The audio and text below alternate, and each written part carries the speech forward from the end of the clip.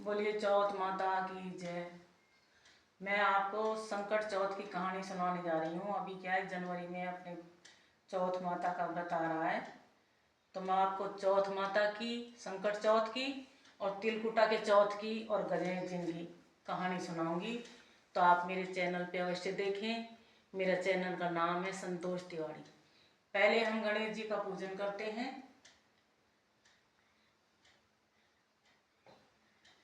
यहाँ पे चौथ माता है, ये मेरे कान्हा है, राधा है। चौथ माता का जब व्रत करते हैं तो हम चावल के आखा न लेके जौ के आखाओं से कहानी सुनते हैं। तो मैं आपको कहानी सुनाने जा रही हूँ। ये संकट चौथ की कहानी है। एक बार एक गांव में माँ और बेटे रहते थे। बहुत ही गरीब थे। बेटा चून मांग के लाता और माँ उससे ही अपना गुजर बसर करती थी। तो माँ ये जो धार्मिक प्रवृत्ति की थी, वो हमेशा हर महीने चौथ माता का व्रत करती थी। जब वो बेटा जब चून मांगने जाता तो लोग उसे कहते, महिलाएं कहती, अरे बेटा तू तो आटा मांगने आ जाता है, चून मांगने आ जाता है, और तेरी माँ तो अच्छे अच्छे पकवान मलीदा कर करके खाती है। बेटे ने कहा कि मेरी माँ तो ऐसी नहीं है, मेरी माँ तो मेरे साथ ही खाना खाती है, मैं उसके साथ ही भोजन करता हूँ। लेकिन बार बार स्त्रियों के कहने से, महिलाओं के बहकाने से उसका दिमाग कुछ ऐसे ही हो गया। तो उसने कहा ठीक है, मैं कुछ दिन के लिए बाहर चला जाता हूँ और मैं वहाँ जाके कुछ काम देख लेता हूँ। तो उसने आके माँ से कहा कि माँ मैं बाहर जा रहा हूँ, बाहर कुछ काम ढूंढ लूँगा। तो माँ ने कहा कि बेटा ठीक है, तू जा रहा है तो ले मेरे ये जौ के आखा ले और इनको अपने पल्ले में बांध देना जौ को, और अपने जब भी तुझ पे कोई संकट आए तो अपने चारों तरफ जौ को डाल के और चौथ माता को हाथ जोड़ के, संकट चौथ माता का, और तू बैठ जाना। बोलो ठीक है। वो चलते चलते ऐसे नगर में जा पहुंचा जहां राजा का जो हाव पकता था। तो उस हाव में हर घर में से नंबर बाय एक आदमी को बैठाया जाता था, एक एक तरफ से उसका भोग लिया जाता था, तो उसको बैठाते थे, तो ही राजा का हाव पकता था। तो जब गया तो उसने क्या देखा उस नगर में जाके कि एक बुढ़िया दरवाजे में बैठी बैठी जोर जोर से रो रही थी। बेटे ने जाके पूछा, उस लड़के ने जाके पूछा कि माँ आप क्यों रो रही हो? कि बेटा क्या बताऊं, कुछ नहीं, वैसे ही, तू रहने दे, कौन है तू, कहाँ से आया है, तू बैठ, चाय पानी पी। क्योंकि नहीं माँ बताओ कि आप क्यों रो रही हो? ने कहा बेटा कि इस नगर की ये रीत है कि ये राजा का हाव जब पकता है, जब एक आदमी का भोग लिया जाता है और उसको बैठाया जाता है, तब राजा का हाव पकता है। तो बोले तो क्या आज मेरे, कल हाव पकेगा तो मेरे बेटे का नंबर है, और एक ही मेरा बेटा है। अब उसको भी अगर वो हाव में बैठा देंगे तो मैं किसके सहारे मेरा जीवन यापन करूंगी? अरे माँ इतनी सी बात, बस आप चिंता मत करो, मैं आपका काम कर दूंगा। बोलो तू क्या काम कर देगा? बोलो आपके बेटे का नंबर है ना, तो मैं आपका बेटा बन जाऊंगा, मैं बैठ जाऊंगा हाव में। बोलो भाई तू पराया पूत, मैं तुझे कैसे बैठने दूं? बोले इसकी माँ आप चिंता मत करो, आप तो मुझे अच्छा अच्छा माल बना के खिला दो और मैं तो बैठ जाऊंगा। और सुबह जब आए, आप राजा के दूत आए, सिपाही आए बुलाने के लिए, तो मुझे जगह देना। मैंने कि बेटा ठीक है। तो खा के अच्छा अच्छा माल खा के बुढ़िया उसको खिला देती है, सो जाता है। तो सुबह बाहर उसके राजा के सिपाही दूत आते हैं, तो कहते हैं अरे बुढ़िया तेरे बेटे को भेज, तेरे बेटे को भेज।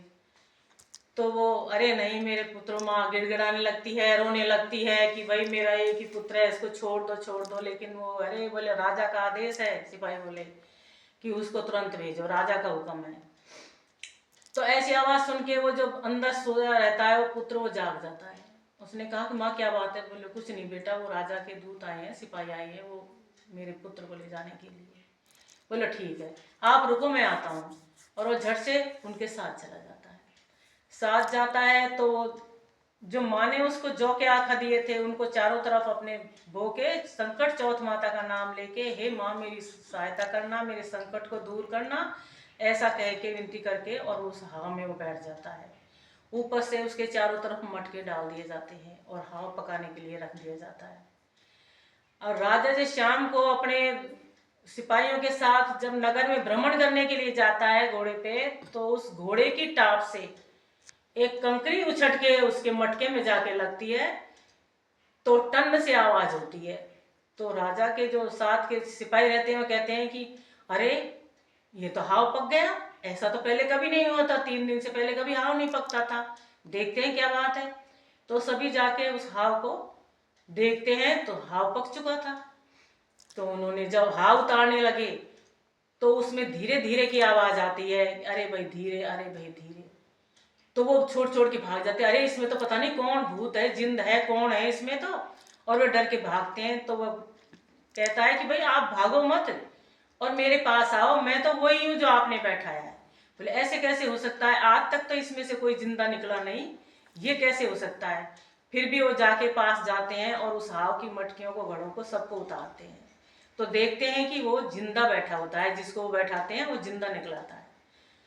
तो उसने कहा भाई ये क्या बात, ये क्या चमत्कार है, क्या तूने जादू टोना किया है कि जो तू जिंदा निकला है, नहीं आज तक तो कभी हाव में से कोई जिंदा नहीं निकला है।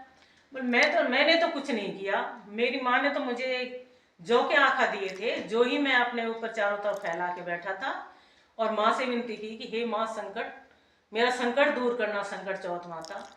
तो बोलो राजा का आदेश हुआ कि भाई इसकी माँ को बुलाया जाए। तो उसकी माँ को बुलाया गया। उसने, सबने पूछा, राजा ने पूछा, राजा के दूतों ने पूछा, नगरवासी सारे इकट्ठे हुए कि भाई बुढ़िया आपने ऐसा कौन सा जादू मंत्र करती हो जो आपका बेटा जिंदा निकला है, ऐसा तो कभी हमारे यहाँ पे कभी नहीं हुआ। बोले महाराज मैं तो कुछ नहीं करती हूँ, मैं तो बस चौथ माता का व्रत करती हूँ, हर महीने की चौथ माता का व्रत करती हूँ और मैं इसी बच्चे के लिए करती थी, लेकिन गांव वालों ने कुछ मेरे इसको उल्टा सीधा पढ़ा के और ये छोड़ के मुझे आ गया। तो उसने कहा कि सारी नगरी में चढ़ के आवाज दिवाई कि भाई 12 महीने की 12 चौथ करो, 12 नहीं तो 4 करो, 4 नहीं तो 2 जरूर करो। एक तो ये माह में आती है चौथ, लगते ही माह चौथ कभी तीज में पड़ती है, कभी चौथ में पड़ती है, और एक आती है करवा चौथ, ये 2 चौथ जरूर करो। ये है संकट चौथ। मैं कल आपको वो सुनाऊंगी, तिलकुटा की चौथ सुनाऊंगी और गणेश जी की सुनाऊंगी, आप देखना और माता से स्तुति करना। जय हो चौथ माता, जय हो गज।